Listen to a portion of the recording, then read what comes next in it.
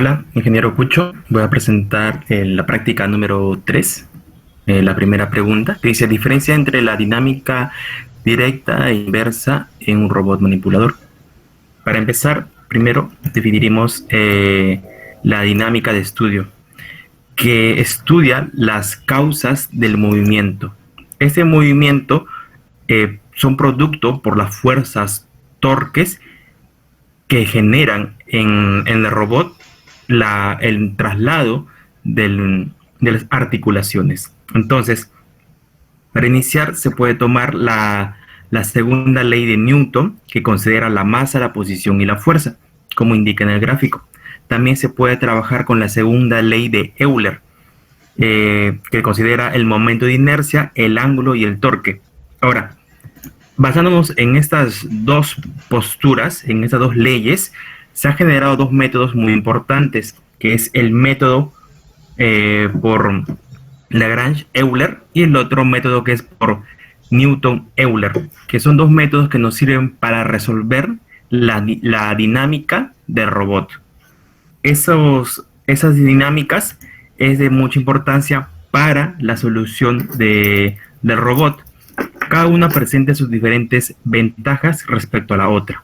Entonces, pasamos a definir la cinemática directa. La cinemática directa viene a ser la representación de las articulaciones en sus parámetros Q1, Q2, Q3 y sucesivamente para llegar a la posición. Entonces, primero se define qué valores van a tener las Q1, que son los parámetros de articulación de cada robot, el grado de libertad que va a tener, y esto me produce una posición, en diferencia a la cinemática inversa, que se tiene la posición deseada del robot, o sea, se tiene el punto final del último engranaje que se va a tener que utilizar. Y de acuerdo a esa posición se va a obtener los valores de los parámetros Q1. Esa es la gran diferencia. Ahora, en cuanto a métodos de solución que se presenta para la dinámica o cinemática directa, existe por medio de la matriz homogénea. Esta matriz homogénea viene a ser la representación del producto total de las submatrices que se obtienen por cada grado de libertad. Ahora, para la cinemática inversa hay un método que se utiliza la jacobiana, la inversa de la jacobiana, lo cual nos muestra unas posibles soluciones. Estas soluciones se tienen, si se llega a aplicar al robot, no es completamente la solución exacta, ya que son posibles soluciones. De este grupo de soluciones va a haber una solución la cual cumpla con la posición final. También puede haber otra solución que también cumpla. Es por eso que este grupo de posibles soluciones se tiene que comprobar. Esa dificultad que se presenta para la solución es dada por las características propias del robot, tales son como sus dimensiones de las articulaciones. Ahora, la segunda pregunta nos dice, ¿cuáles son las ventajas y desventajas de la formulación de Euler-Lagrange y Newton-Euler? Presente. A ver, primero Lagrange-Euler, que se basa en ecuaciones diferenciales no lineales de segundo orden que expresan los parámetros y dinámicos del robot. Estos parámetros dinámicos se tiene que expresar en variables de estado, en matrices. Es gracias a esta expresión de matrices que nos permite resolver de forma matricial y utilizando todas las herramientas de la cinemática. Ahora, estos son los partes principales que nos presenta la formulación clásica y finalmente la forma vectorial. Ahora, como ejemplo, para llegar a explicar las diferencias y ventajas que presenta, tenemos el siguiente robot, que es una pieza de dos articulaciones, la cual se toma como base de referencia la matriz de articulación, la A1, la A2 y también la matriz homogénea, que es la representación desde la articulación 0, que es la base, hasta la última articulación 2. Se considera la jacobiana del robot. Se considera las derivadas parciales que se llegan a tener para la solución.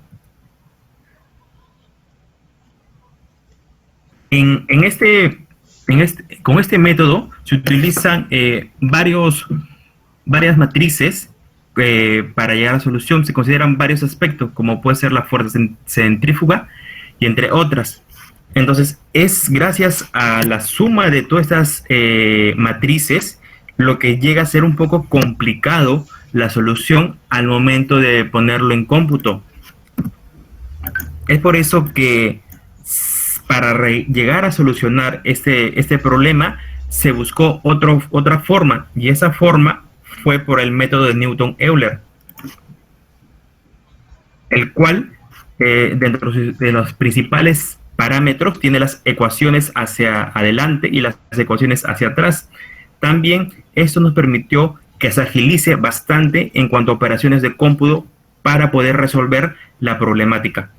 Y esto finalmente se puede implementar en un algoritmo que nos brinda una solución mucho más rápida que con el método de Lagrange-Euler. Como ejemplo, pues, se va a tener este robot, en el cual nos indica la masa, la posición en el centro de la masa, la posición del centro, el origen del sistema. Y basándonos en esto, acá les presento las ecuaciones más importantes y relevantes, como son las ecuaciones hacia adelante, las ecuaciones hacia atrás. Este método nos proporciona una mayor facilidad al momento de ejecutarlo de manera en algoritmo y el manera de usar la computadora mediante procesamiento de cómputo. Como se puede observar en la tabla, el número de operaciones que se obtiene es mucho menor que con el método de Lagrange-Euler. Y como parte final, una tabla que resume las diferencias comparativas entre Lagrange-Euler y Newton-Euler, como pueden ser las multiplicaciones por Lagrange-Euler y las sumas que se me puede presentar, donde acá si aumenta el número de articulaciones, ese valor aumenta bastante, ya que está elevado a la cuarta potencia, y a la tercera potencia, segunda potencia del número de articulaciones, frente a Newton-Euler, que viene a ser 132 veces el grado de libertad que puede tener. Esto, como les comentaba, al aumentar el grado de libertad del robot, se ve grandemente la diferencia. Para la representación de la cinemática, en Lagrange-Euler utiliza la matriz homogénea y en Newton-Euler utiliza la matriz de rotación y vector de posición. En las ecuaciones de movimiento, en Lagrange-Euler tiene las ecuaciones diferenciales en forma cerrada, en forma matricial, y en Newton-Euler utiliza unas ecuaciones recursivas con los métodos anteriores, donde los cuales, los principales y lo que se llega a obtener como resultado son las ecuaciones hacia adelante, las ecuaciones hacia atrás. Bueno, eso sería mi parte, doy pase a mi compañera. Profesor, buenas tardes. Ahora vamos a hablar acerca de lo que es la dinámica de los robots. En este caso vamos a hablar de lo que es la dinámica inversa. Igualmente vamos a utilizar la librería Arte para poder hacer las simulaciones de los robots, ¿no? En este caso como primer paso voy a cargar al robot. Voy a cargar uno de Animate, el Puma 560. Acá se visualiza ya. Voy a girarlo para que se visualice un poco mejor. Ya. Bueno, lo voy a poner en modo transparente.